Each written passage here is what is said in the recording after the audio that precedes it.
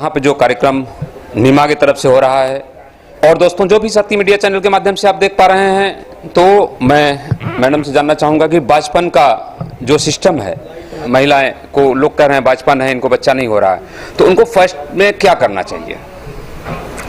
सबसे पहले अगर महिलाओं को अगर लगता है कि भाई वो एक बचपन का मतलब है कि अगर 1 साल से कपल अगर कोशिश कर रहा है और उसके बाद भी अगर कंसीव नहीं, प्रेग्नेंट नहीं हो रहा है, तो उसको हम लोग बचपन कहते हैं।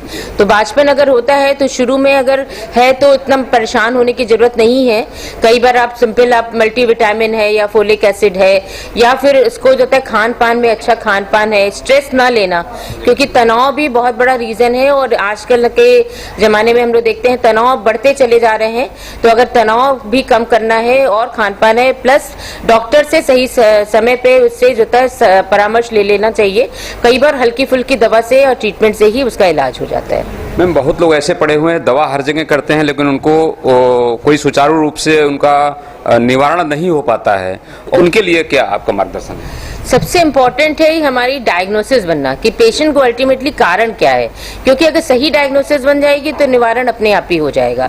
तो सही समय पे सारे कुछ बेसिक टेस्ट होते हैं, जैसे सीमेन एनालिसिस है, वो हस्बैंड के प्रॉब्लम्स बता देगा, या ट्यूब की जो कंडीशन, ट्यूब नॉर्मल है कि नहीं, उसके लिए ट्यूबल पेटेंसी टेस्ट है जिसको हम HSG बोलते हैं, वो टेस्ट है, या उसके हार्मोनल लेवल नॉर्मल है कि नहीं। कई बार हम लोग देखते हैं सिंपल ब्लड टेस्ट, जैसे प्रोलैक्टिन हार्मोन बढ़ा होता है या थायराइड हार्मोन बढ़ा होता है, जिसकी वजह से भी प्रेगनेंसी नहीं रुकती है। तो ये कुछ सिंपल टेस्ट और उसका सही उसका बताया राय जो है, उससे पेशेंट प्रेग्नेंट हो जाती है। तो कारण पता करना बहुत जरूरी है कि सही कहा। मैम, तो इसमें मैं ये जानूं कि मतलब मेल फीमेल दोनों को आपके पास जाना पड़ेगा या फिर कैसे, क्या कंसल्ट करेंगे? वही मैंने कहा कि जैसे कि अभी डॉक्टर साहब ने भी बताया कि लोग ये सोचते हैं कि बचपन की प्रॉब्लम है तो जरूर जो है महिला में ही गड़बड़ होगा, लेकिन ऐसा नहीं है। ऑलमोस्ट 50% केसेस में ये होता है कि उनके हस्बैंड भी रिस्पॉन्सिबल होते हैं। और ये देखा जा रहा है, ये जो प्रॉब्लम है जिसको हम लोग मेल फैक्टर प्रॉब्लम बोलते हैं या फिर शुक्राणु की जो कमी है, ये दिन प्रतिदिन बढ़ती चली जा रही है। चाहे उसका जो भी रीजन है, या खान पान में प्रॉब्लम है, या स्ट्रेस है, या एक्सेसिव लैपटॉप का जो यूज है, या मोबाइल यूज है, या स्मोकिंग है, अल्कोहल है, ये सारे कारण है जिसके वजह से शुक्राणु की संख्या कम होती है। मैम, ये कारण क्लियर है या फिर मतलब एक अंदाज से? नहीं है, एविडेंस बेस्ड है। हाँ।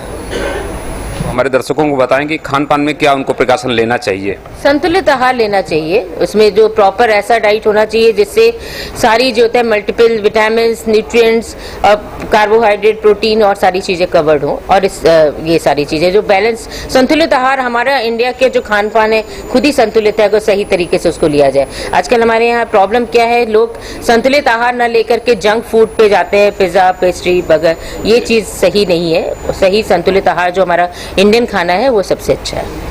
थैंक यू मैम, बहुत बहुत धन्यवाद।